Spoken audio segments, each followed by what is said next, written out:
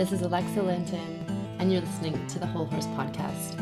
I'm coming to you from the Cowichan Valley on beautiful Vancouver Island in Canada, and I'm excited to be bringing amazing instructors from around the world to share their knowledge about all the ways that we can keep ourselves and our horses well and happy, and about some of the cutting edge techniques, training, and different aspects that are coming into the horse industry and changing it from within. I'm so excited you're here, and I'm excited about the times that we live in and the shifts that are happening in the horse industry before our eyes. Let's get started.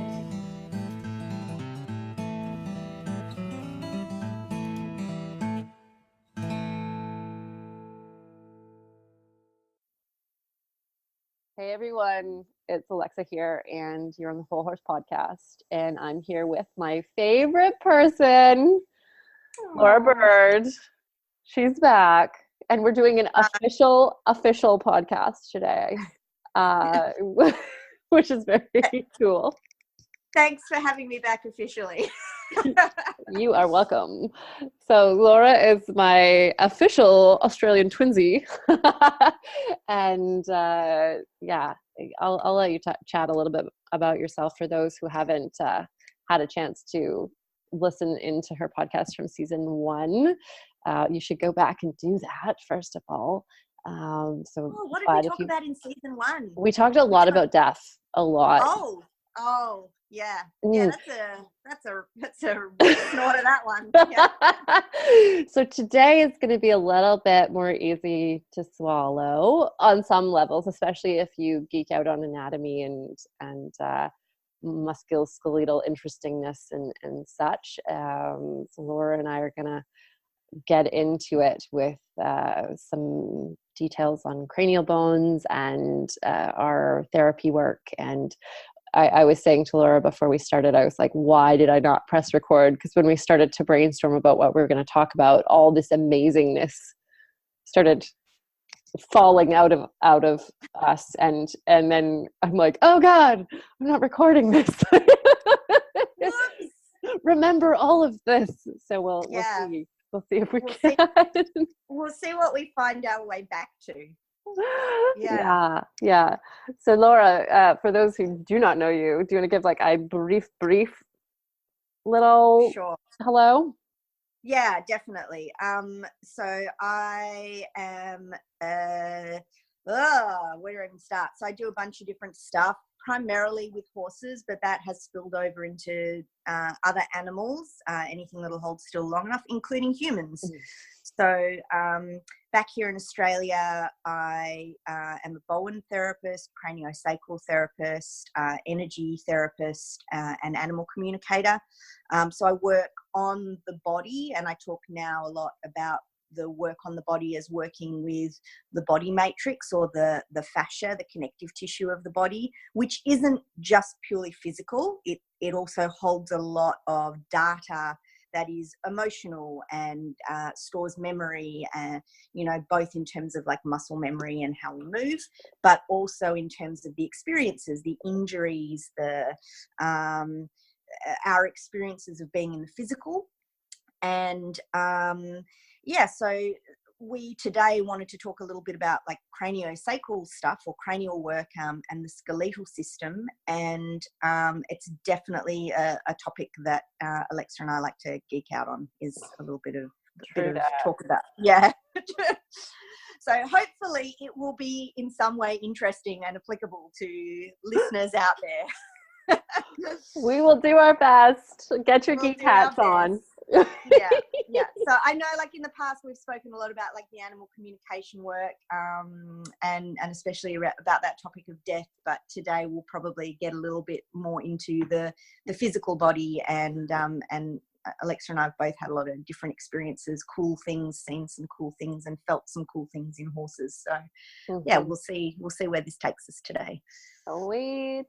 Yeah. So both of us being therapists for a long time, I think if we compiled our experience, it would be quite the thing. I know I've been doing it for like 14 years, and I think Laura, you've been at it for about the same. 17, I think. Wow. Okay. Yeah. So, so between us both, we've had a lot of time to, get real geeky and interested and fascinated about the world that is the musculoskeletal system, and more recently for me, the cranio-sacral system, with my training in osteopathy. And I actually took a course with Laura 2 summers ago on cranio-sacral work with horses, and it was amazing. It was amazing, just to start to feel, all the rhythm and things. It's like the most exciting way to watch paint dry in the world. You think nothing's happening. Okay, everybody. One thing happened that blew my mind. So Diva went into a still point, and I kid you not, every single hair on her body stood up, like straight out. Yeah, I remember that. Do you remember? Yeah. It was the middle of summer. And her coat, her ears were fluffy. Everything was so fluffy, and she was just in this like absolute zen state. And it was like the whole field was stillness. Do you remember that? Oh yeah, it's good. Well, it's so cool as well, and so often when still points happen, if we have the awareness as therapists, they're not just happening in the body matrix; they'll also be happening with the other horses around in that family matrix, and they will often even happen in the territory matrix, in that like the whole, like the air will go still, or the sun will come out, or the light will shift, and you'll think, did my eyes just go funny? But yeah, there are these deep moments of our nervous system, and essentially a really awesome still point is when our nervous system resynchronizes, and that's not just within the body, but that's to everything around it as well. So yeah, that was a pretty cool moment. I actually forgot about that until you just mentioned it. Good. I have not been able to recreate it since. Hopefully one day. It'll happen. But I was laughing because at school this last time we were working with the founder of our school, actually, who's a French osteopath, and he taught this class all about stillness. So for anybody who doesn't kind of have a concept of this in craniosacral work and osteopathy, there's the idea that you go through a balance point, which is where the body's sort of searching for this fulcrum, searching for a way to kind of really organize itself around something. And if you can offer up a really good fulcrum for it, it will go into this, what we call the still point. So it kind of goes, okay, I accept that proposal. I like this. And it starts to reorganize itself. And then it goes into this still point, which is where Diva kind of went to. And then after that, you'll often get this experience of stillness, which is, it's like almost like a spiritual experience. Like you said, like everything goes it's vast. It's so vast. It's so vast. And so we were doing this class with Philippe, and every time we would get to stillness, he would call out stillness. The whole class was in stillness. One group, which of course I was a therapist, and I was like just grumbly that night. I'd gone through a whole night of classes, my arms hurt, and I was like, God, he hasn't said stillness yet. And I kid you not, he made us sit there for like 25 minutes. And I was just going in and out of like, here stillness is supposed to be like a place of love and acceptance and and I was just like, I hate this. Why did I come to this? Like I was like, are we there yet? Not conducive to stillness at all. Needless to say, he never said stillness for that group at all, and I think we did not pass that particular test.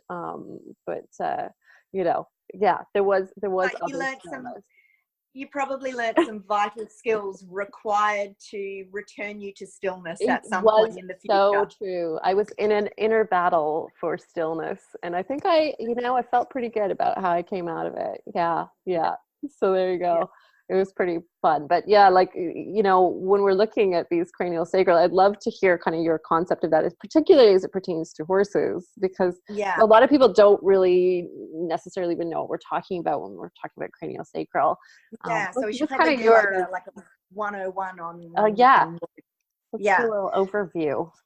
Yeah. So, and I know like a lot of the listeners to your podcast are like familiar with body work, either because they practice things themselves, passionate about doing, being involved in their horse's health and well-being, or they've had things done on their horses. And I got interested in the cranio-sacral aspect of the body's wellness for a couple of different reasons. One was that the therapy that I got my first qualification in, Bowen Therapy, which is named after the man that developed it, Tom Bowen. It's an Australian therapy. If anybody's interested, they can go and check it out. It works on the fascia, and I myself had some issues with my body and with my fascia that didn't really present as like body soreness or pain. That it presented as I had an issue with my inner ear and with my balance. Mm-hmm, mm-hmm. So I suffered severe vertigo and like later got diagnosed with Meniere's disease. And so I started to think about like, and actually Bowen Therapy did stop that. Like it actually, my very first Bowen treatment cured me. To this day, that was like 17 years ago at least, maybe even a little bit longer. Since that first Bowen treatment I had, my dizziness has gone. And so I was like curious about like, why would that be? Because there was nothing specific that was treated from a musculoskeletal perspective. So I got curious about why would this fascial therapy influence something that was so deep, essentially that was inside my skull. Yeah. And so I got curious about cranio-sacral therapy. And we do have a lot of fascia that is hidden in the deepest part of us, inside our skull, inside our spinal, like our vertebral column. We've got this, almost like if you think of it as a weird shaped balloon of tissue. Yeah, which is the dura and the like the meninges of the brain, which are all kind of part of one system, and they envelop the central nervous system. They envelop the brain and the spinal cord, and allow a little bit of space in between where our cerebrospinal fluid can circulate. And that is really like the deepest, most core part of us. That's our electrical. It's our electrical superhighway. So, and it's the hardest part to influence because it's so well protected. Yeah. Oh, so, for sure. If we have a problem there, it will often, we will see it. It like amplifies, that problem amplifies, because as it radiates outwards, I guess like the leverage or the magnitude of what we're seeing perhaps in a movement dysfunction, it might be very minute. It might be a very minute twist or adhesion or torsion in the central nervous system close to the center. But as it radiates out, the amplitude increases of the symptoms that we're seeing. And so often if we're trying to treat the body and we're not getting somewhere, we may not be addressing the fascial problem where it sits. So ideally, we need our central nervous system and the bones, which we don't often think of as flexible, we need those bones to be able to accommodate the gentle wave or breath of that fluid movement as it circulates. It's like a tide. It sort of swells and recedes through and bathes our central nervous system and keeps all of our nerve functions smooth and fluid. And it needs to be able to accommodate that. And so often that is something that doesn't happen. And there are like key points in a horse especially, well, and in humans, they're key points across species where restrictions can happen there. Yeah. Well, yeah. And it's amazing. You know, we talk about this in osteopathy a lot, this sense of the dura. So, you know, that dura, if we have an imagination of it, it's strong enough and inflexible enough to hold like a car up, essentially, is how I think of it. Like, it is incredibly powerful protective tissue. And when you get like one of those adhesions you were talking about, or restrictions, or what we call like a lesion in osteopathy, we get like within this reciprocal tension membrane, a pulling in other places. We have to, it's the way that it functions, right? It's like one thing is going to pull somewhere else to try to maintain the pressure. It's a bag of water. And if you've ever picked up a bag of water and, there's a pot, like the water will move and it'll pull water out of another area to go into where there's space. And so it does all of that stuff. It's a fun little exercise to do with a wine, a box of wine. You take that, and then you can drink it at the same time, which makes it even more fun, but you can sort of play with that. And but yeah, I love what you were saying about this dura, because and literally this is like our little nerd moment, but the Latin translation, that tissue is called the dura mater, and the direct translation for that is tough mother.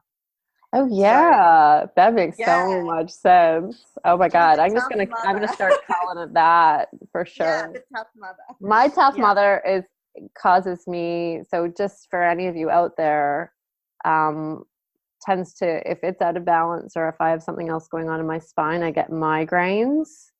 I also have the sense that I can't stand up well in gravity. There's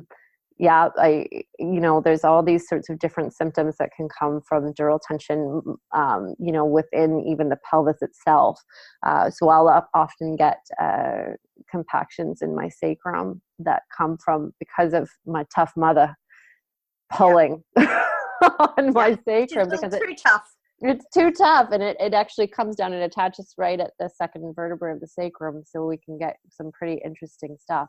And also for anybody who's broken their tailbone, it's very, very important to have that looked at, because your dura is going to be really impacted by that, and your spinal cord. So don't think of a tailbone break or even landing on your tailbone when you come over a jump or something as a small thing. It's a big deal.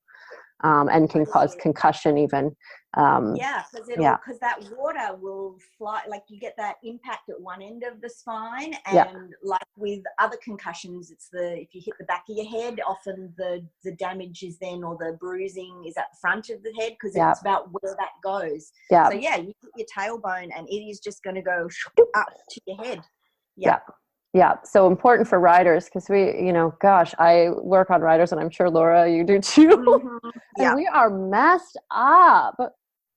Yeah. And then isn't it also interesting, because of like our seat, our tailbone, and the ability for our quarter equina, and the quarter equina means horse tail, and it's not just horses that have it, but that's the part of the spinal cord that begins to, in the sacrum and the pelvis, like branch out into these like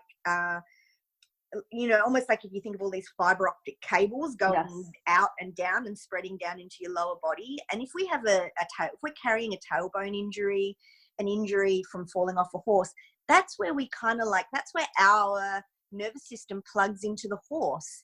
And if we've got restriction there, they're going to feel that. They're so sensitive. They're so sensitive to the electricity in our bodies. And we want them to bring their back up underneath us to meet us. Yes. And so we need to have that. We need to look after that in our own body, as well as being aware of what's going on in our horses' bodies. For sure. And if we think of that tailbone as being supremely connected to, actually connected to the sacrum, but also to all the ligaments that connect to the pelvis and, to the sacrum and to other areas like the uterus and the bladder. All these pieces play a role, and that can change the feel that you have on your horse, that sense of fluidity and openness in the pelvis. And strangely enough, most of the horse people that I work with tend to have very tight pelvises. We have some tight pelvises around here. Tight asses. Tight butts. Yeah. So it's a very vital thing to work with. And I was just saying to Laura that my last my first podcast of the season that I just recorded the other day. It's very risque and gets a bit more into the connection of the pelvis to the horse and how important that openness is. So yeah. If you haven't listened yet, it's starts the season off with a bang. Yeah. Yeah, I'm very keen to go and listen to that one now. Right? I was blushing after it, for sure. Thankfully it's a podcast, so nobody can see that. It was awesome. Yeah. So, looking at this dura, so tell us a little bit, like, we're going to get it a little bit into, like, what is this cranio-sacral rhythm? Like, what do you feel in your hands? How does this work? I know we probably both have somewhat different, teachings on this that we can gel together. Totally. Yeah. So, here's the thing. If you're going to go out and feel this on your horse, magical stuff may happen even if you don't tangibly feel anything. Because here's the thing to remember, it's incredibly subtle. If you've ever done a first aid course or gone to feel somebody's pulse or listen to their breathing rate, and often as equestrians we do this, we check this with our horses, especially if they're doing performance work. We will check their heart and breathing rate, and that can be a little tricky and take a bit of practice to feel it just right. The craniosacral rhythm is about 100 times harder to feel, and it requires a lot of stillness also on the part of the person listening. It's like when you're trying to listen to something that's really quiet, you've got to be really quiet yourself.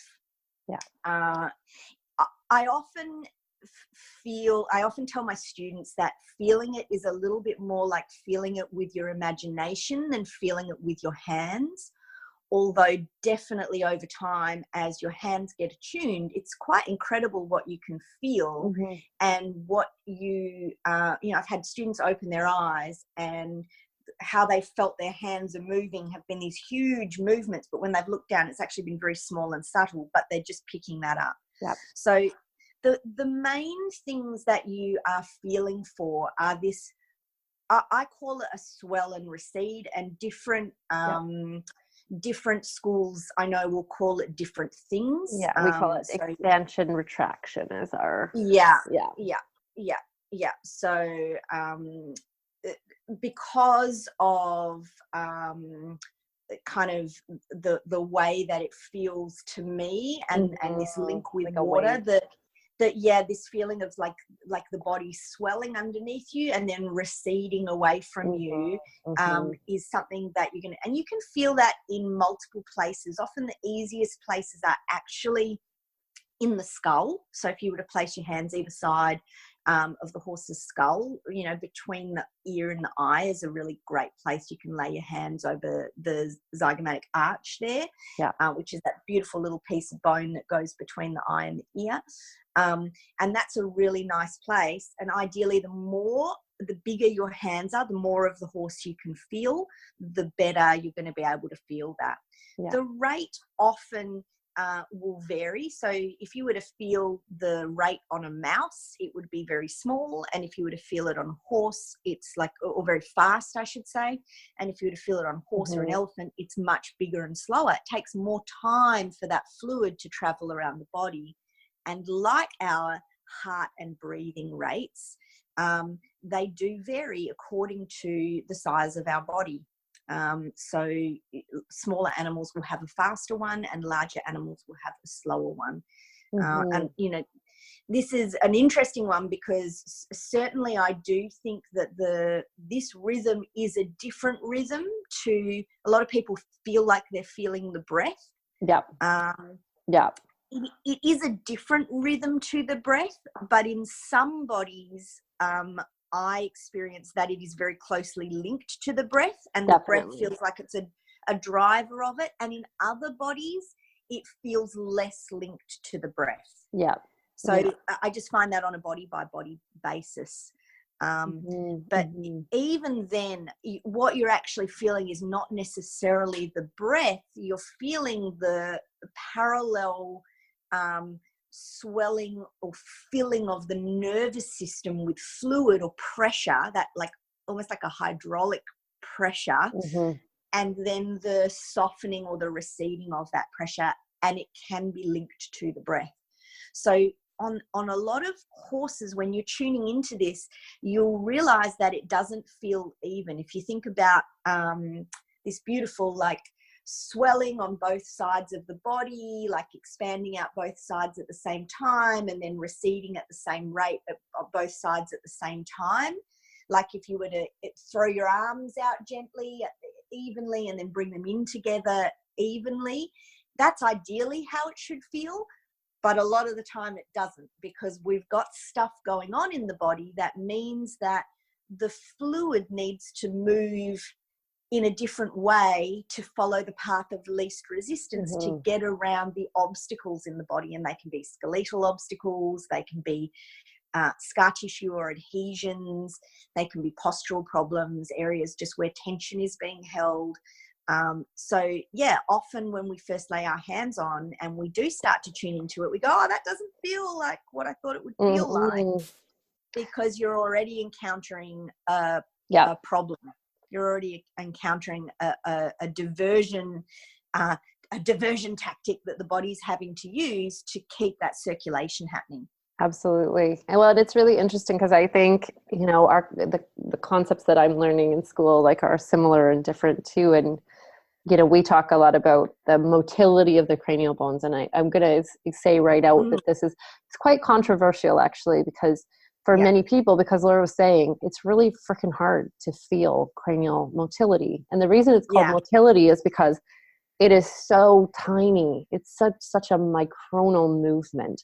That for most people to develop that type of palpation can take a lot of time and practice. And, you know, so for all intents and purposes, it's like, well, the cranial bones don't move.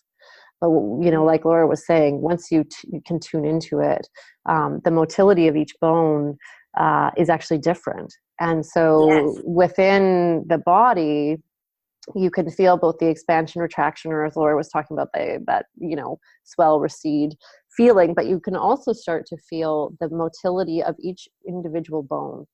Yes. Which so is where is really amazing. Which bones are moving in such a way, like even if you think about your rib cage, because it is like breath, and breath is something we're more familiar with. Yeah. But like if you were to think about your rib cage and lay your hands on your rib cage and breathe and feel the different parts, the different ribs moving in different ways and different directions at different points in the breath cycle. And that will be different on one body to another. Exactly the same happens in not only all of those cranial bones, which are, you know, they're kind of fused together, but they do have, like you said, they've got those little bits of teeny tiny motility, those little bits of wriggle room between them. But also in the entire spine and the pelvis, all the paired bones. All of those will, as the pressure moves through them, they will move in different directions in order to accommodate that pressure. And of course, we've got scenarios where there's an ideal way that they would move to allow that pressure through correctly from a physiological perspective. And then there is the funky stuff they do to get around the fact that they can't move that way because maybe they don't have a problem, but the guy next to them does. And absolutely. Well, it's a great way to start to realize and recognize where there's issues. If that spot that you're feeling doesn't have a rhythm, it doesn't have vitality, then you actually are being pointed in the direction of something that requires some attention. Because every bone, every tissue should be experiencing that same expansion, retraction, that same movement, and also like the flexion and extension experience of, you know, whatever it is in that bone. So, you know, and all of very commonly, most of the paired bones externally, like, so are, you know, legs and arms and things, they all go in external rotation, internal rotation by majority. There's a couple of interesting joints, but yeah, so it's quite interesting. Hey, like when you start to get down to like the nitty gritty of that motility, it's like quite the thing. Absolutely. And that's a really good point too, that, you know, we are talking about, you know, this therapy and this way of working with the body is called cranio-sacral. So we think about the skull and we think about the pelvis and we think about the spine, but in actual fact, out of the dura, all of these tiny little nerve tubules, that it's like a tree, you know, or I've just been watching in my pond, I've got this beautiful bit of watercress, and there's a big part of it that's gone underwater, and all these tiny little roots now are springing out of the central branch that's kind of gone underwater, and they're branching out into the water. And that is really what happens as well with our central nervous system, is, you know, the gross or the large, the big part of it where we feel this rhythm often, or we focus on it, is between the skull and the pelvis and in that spine area. But actually we have all these little nerves, big nerves, small nerve, they're all branching out. And if there's a problem in the central area, that can affect the external, the bits that innervate and go down into the limbs that can often be miles away from the body, from the center of the body, I should say.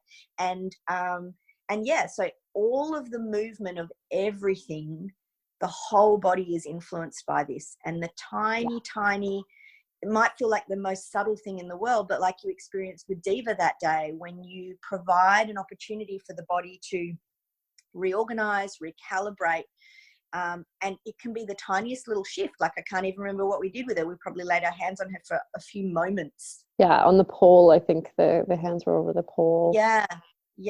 And it can affect like big, deep shift in the entire body, because we can't live without our central nervous system. It governs every part of the body. Oh, it's amazing. It's amazing. And I you know, we had this real focus on the fascia this past class, which I found fascinating. Yeah.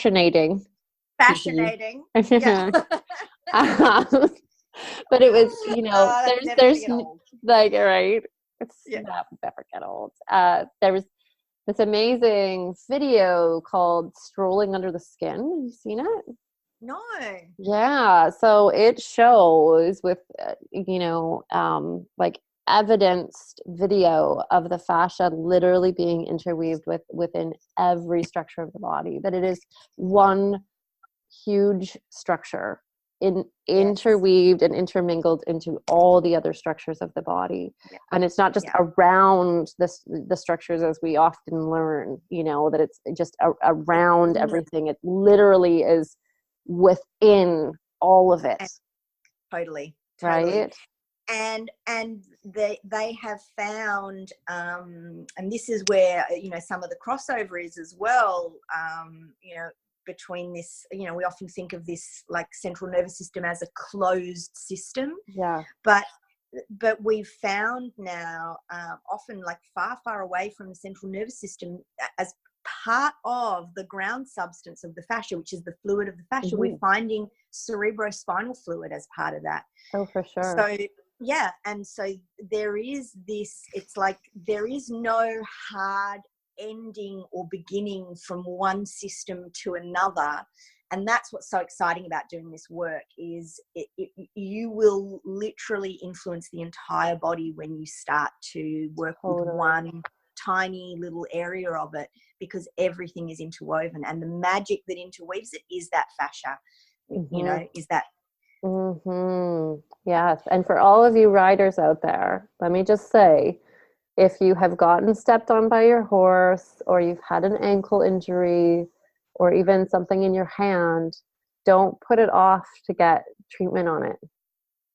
because those things are going to impact your fascia, and they're also going to impact your lines of gravity and your nervous system, and your pelvis and all sorts of things. So I see it all the time where riders have, had an ankle injury, been stepped on by their horse and have compactions in their feet. And those things are impacting all the way up through their pelvis and their spine and impacting their fascial systems really in very systemic ways. Yeah. And horses are hardwired to read body language at a level that the human eye actually can't even detect. They can detect micro adjustments and movements in your posture, in the way breath moves through your body. If you've ridden a hot sensitive horse, you know how profoundly they respond to the most subtle things in your body. And for us as humans, a lot of the time we are not conscious of those things. So we might think we're fine, and we're encountering an issue when we ride our horse, or even when we interact with our horses. Very sensitive horses, if you're not moving right when you approach them in the paddock, they will feel that and be like, hell no, not today. And don't you sit that pelvis on me. So we often do get really focused on like what's happening in our horse's body and the way our horse is moving and taking the aids and able to do their job. But in the same way that one system doesn't end in a finite way and then another one begins, as a horse rider combo, we don't end, and there is this blurred line where our energy blends and our the movement of our body and the way that our fascia is able to absorb and distribute the motion of the horse and vice versa. Those things are like super important, and they might be really subtle, but like I've seen profound, and I'm sure you have too, Alexa, where just profound things, even sometimes to the point that, you wouldn't even say that they're physical things, but they're behavioral issues in terms of the interaction between horse and human. Those things can be profoundly shifted with cranial work and with paying attention to that subtle stuff. Absolutely. And here we talk like both for horse and rider, like doing our own work. I know for myself, it's really interesting as you're talking, I'm reflecting on the fact that I've been doing all this work on my own body in the last, 2 years, particularly a year and a half more so. My body has been really shifting in huge ways, within my pelvis. If we had like before and after photos, my God, that, like people have with their horses, totally. And they're like, but your what's top really line would be totally different. Oh yeah, right. It is, and it's really shifting. But what's really fascinating is I'm not at this point. I haven't been that attracted to riding, and I've been like, "What's going on?" Like I usually really want to ride, and and Diva, when I go out in the field with her Bozelle, she's like, "Yeah, I'm not really totally sure that." And she's like, okay, fine, whatever, Mom, like, we'll do it. But it's not like her usual, like, yeah, let's go do that. That sounds fun. So I as you're talking, I'm reflecting going, oh, that's really interesting. She's probably experiencing very, my mare is so sensitive, as super sensitive.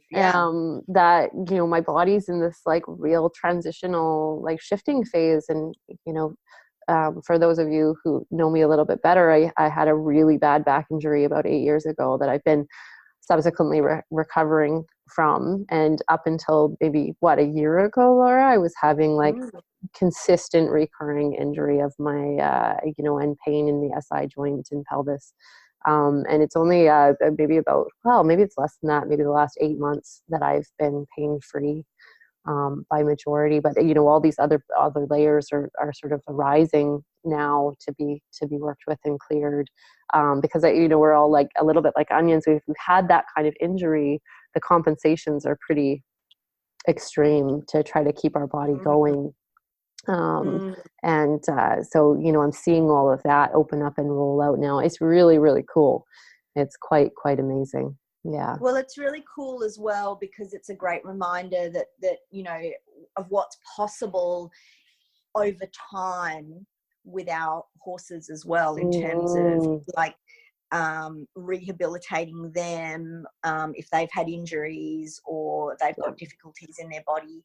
And yet at the same time, you know, we were just talking about this earlier before we pressed record the podcast, that, you know, time really is a factor, and so often we get in this space, not only with our own bodies, you know, in terms of frustration, but as body workers, like often you're being asked to perform miracles and fix a problem in a very short space of time. And really the I think cranio-sacral especially is a reminder that listening to the body is more important than influencing change on the body. That often until we really listen to the body, any change that we try and influence can be experienced as another trauma or as force. And as body workers, I'm only ever making the adjustments that are available to me. There are times where, you know, there are things going on in the body that to be forceful with, and that's what I love about cranial, is it's such a gentle therapy, and it really is about supporting the body to make its own changes.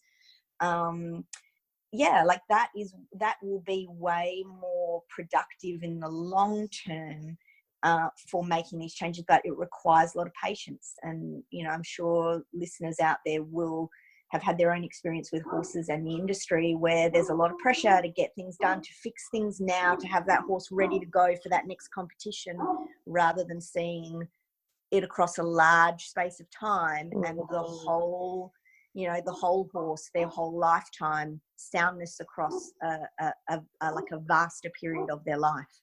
Yeah, absolutely. Are you okay if I press pause for a second, honey? Yeah, There's someone outside and I don't know who. Just a sec. Yeah, sure.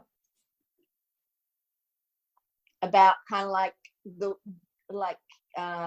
not forcing things, or, you know, like kind of the profound changes that are possible, but at the same time, like not forcing things in the body. Yeah, love it. And I wanted to dip back into that story you were telling before we started recording.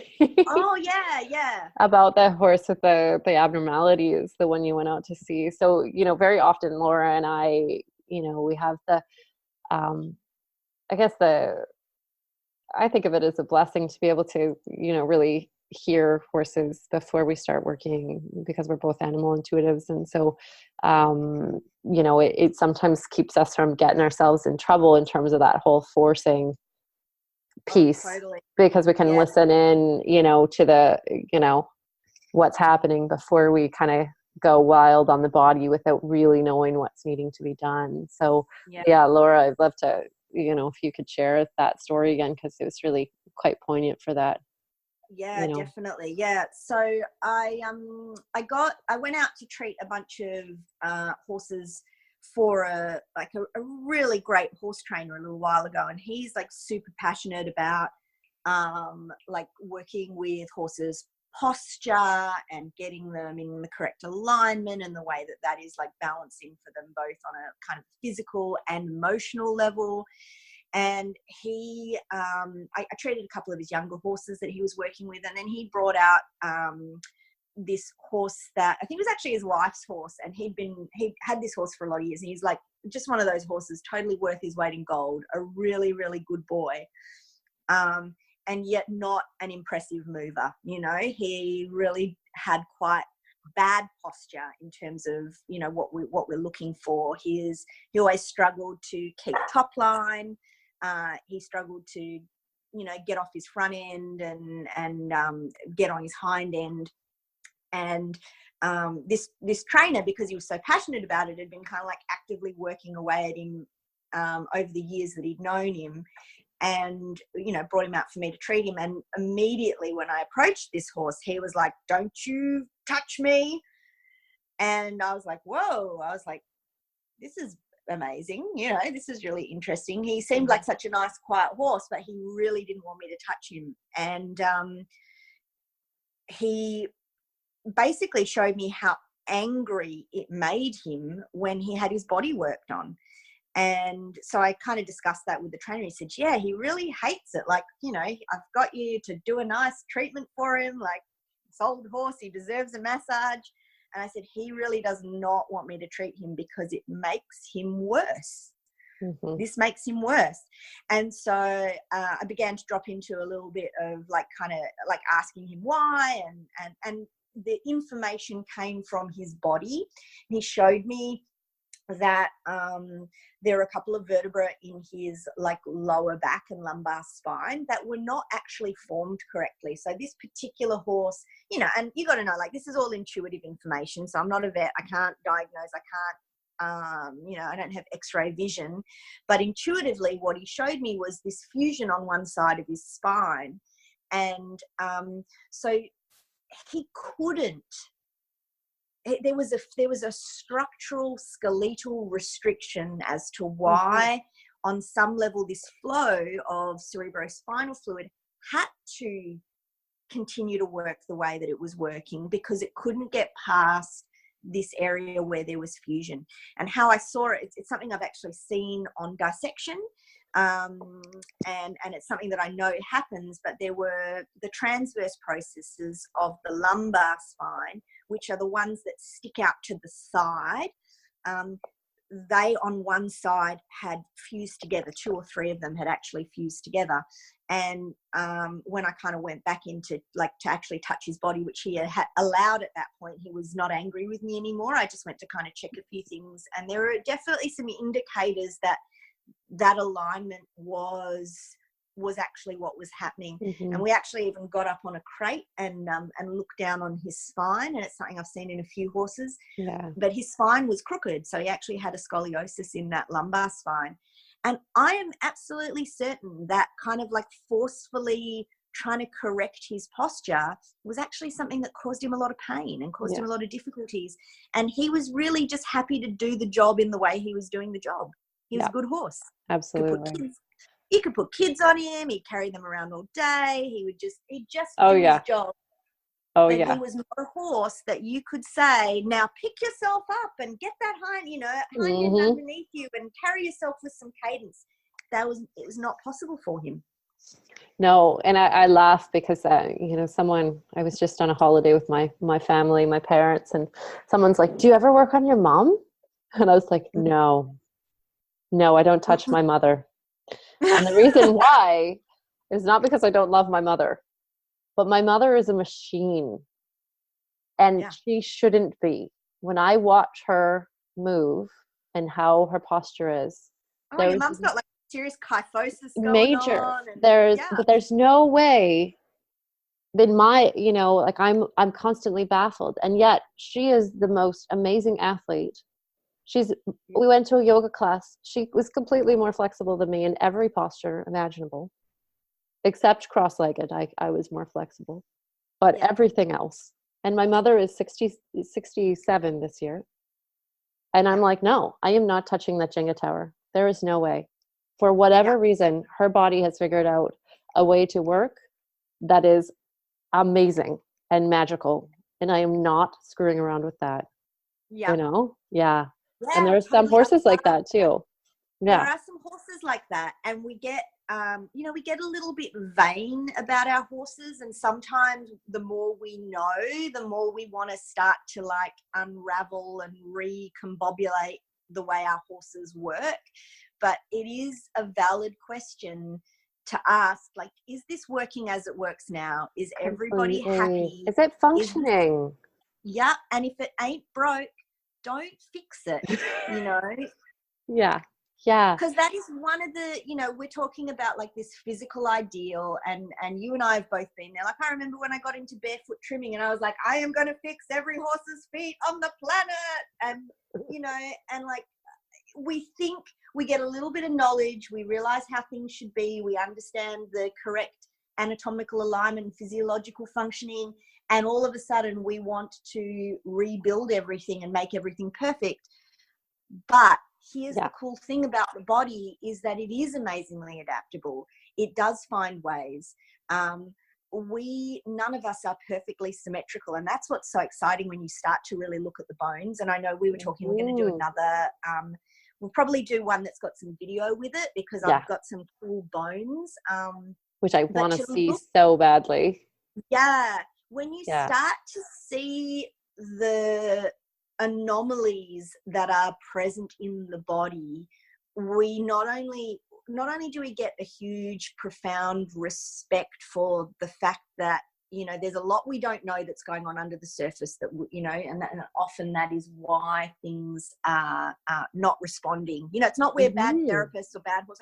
Well, there are anomalies going on, but also it's that amazing, unique perfection in each body that we are not all the same. And actually one of my big mentors, she really said to me at one stage, you know, it was during a dissection, we were asking for her opinion on what the best anatomy, which is the most correct anatomy book that you could find about horses. Because there's huge, like if you start reading anatomy books, so much discrepancy. Different. For sure. There's so many discrepancies. And we were like, can you write an anatomy book? She's dissected more horses than anyone else. And Sharon May Davis, if anybody's interested in following her, she's an amazing, amazing woman. But basically she said the horse is the anatomy text. Yes. The horse is the anatomy text. And I think that's why she hasn't written anything, because it's like this, there is no conclusive, finite answer to these questions about the way the body is constructed and the way it works and the way things fit together. They are all different.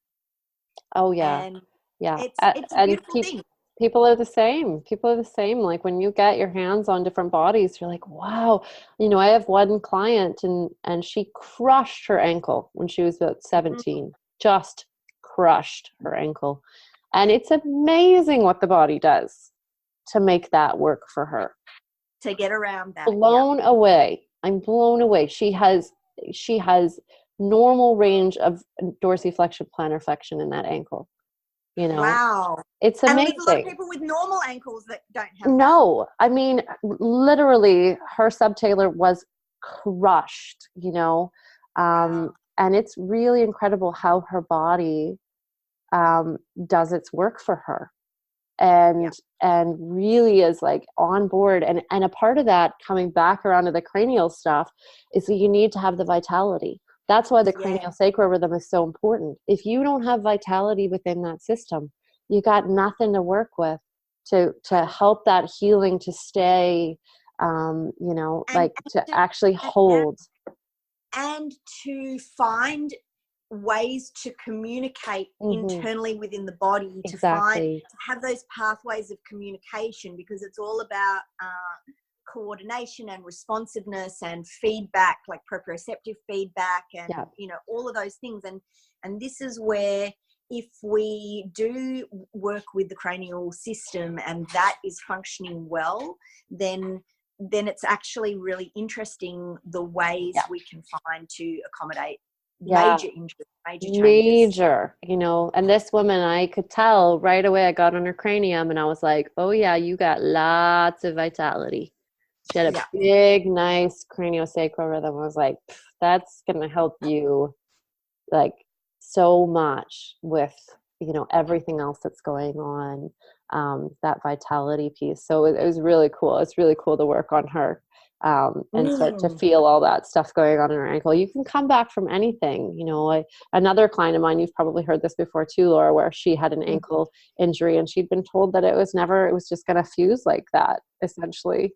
And I did one adjustment on her ankle and she had way more range. And she's like, oh my gosh, like this really changed everything for me. I can put my foot in the stirrup. I can, you know, I can do all these things that I went for a run with my dogs, you know, it just like changed her life. So these are the sorts of things that we can work with. And for those of you that are doing, you know, body work and cranial-sacral work out there, yay.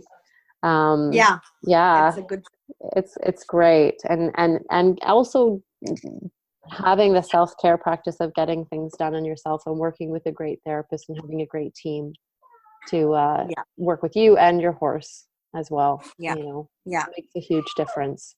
And you know, and to remember that, you know, often the really subtle stuff is as powerful as the, you know, the kind of the whiz bang. You know, we often see, like, especially when we have our horses worked on, sometimes it's big and dramatic, and we see big dramatic changes, and we see, you know, we can see what's happening.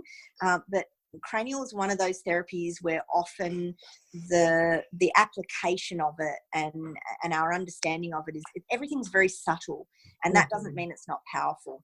Oh no, it doesn't. Yeah. And so like for me, I really got so much out of exploring that world, in addition to the musculoskeletal system. And there's stuff I'm playing with now as well that is very much about the very superficial fascia, the part of the fascia that interacts with the environment as well. Sorry about that noise in the background. But it's all really about listening to the horse's body and feeling where the problem is, and working with the adjustments or the movement, the change and the shift that's available to you.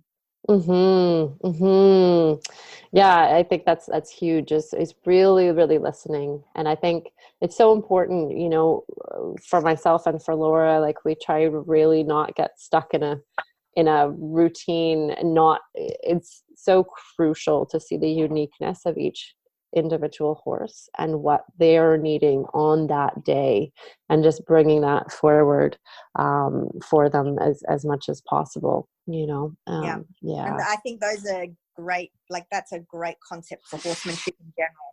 Oh, big time. Yeah, it's a massive like, what the body teaches us about what works and what kind of works in general with horses is kind of the same thing. Go into the ease. The ease. Yeah. You don't need to force anything. As my teachers would say, find the passage. Interesting. And that has a dual meaning for horses as well. It does. Yeah. Oh, well, I think that we have thoroughly geeked out. Now my dogs are Yay, Riley. They are deciding it's done. Riley and Solo are teaming up over here. So thank you all for coming along on this journey of what would we call it? I don't know. It's been fun. It's I guess looking at some of the deeper stuff in our horses, some of the invisible stuff in our horses' body. Absolutely. I'll call it a little magic school bus adventure. Do you have that show over there? Yes, and then go into the body. Oh my God, I love that. I love that. Yeah. Totally. So our little magic school bus. I'm responsible for the condition that I have now as an adult. Right. My obsession with bones. Oh, completely. Like, that's why I'm like, I want to see your cranial bones. Oh my goodness. So yes, thank you everybody. Thank you, Laura. Thanks for having me, Alexa. It's been super fun. It's been a pleasure as always. And next time we'll hit record, like, right away. Who knows? Yeah, all the juicy tidbits coming at you. And Laura, how do people find you? What's the deal?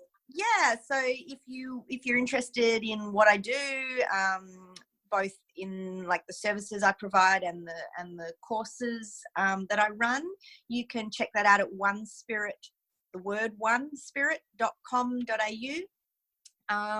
or find me on Facebook, One Spirit Animal Therapies, and get in touch. And if you've got questions, I also run sort of like webinars or free educational webinars here and there, and I do come to Canada. I teach courses in Canada and Australia and Singapore on the way sometimes, and so there's stuff going on if anybody's keen. Sweet action. And I know you have a body matrix workshop coming up, so head on over if you want to learn more from Laura. And you're in Perth, if you're lucky enough to be on the west side of Australia, which I wish that I was. I love it over there. I've got a class coming up at the start of December I'm teaching my body matrix class, which deals with some cranial stuff and some musculoskeletal stuff, and then some of the stuff around like the proprioceptive functioning of the fascia in the body as well. So I talk about these 3 layers of the body matrix and techniques to apply in all of them. And I've got one coming up at the start of December for dogs, and then the week after for horses. So yeah, you know, but they will be also running next year also. Fantastic. Okay. Well, that is all, everybody. I know you want more, but we're going to leave you waiting for a little while, and then we'll be back to geek out on you once again soon. Yeah. Have an Absolutely. Awesome. And maybe with some video and some actual bones. Ooh, yes, for sure. Yeah. Take care, everybody. Thanks for tuning in. Bye. Bye.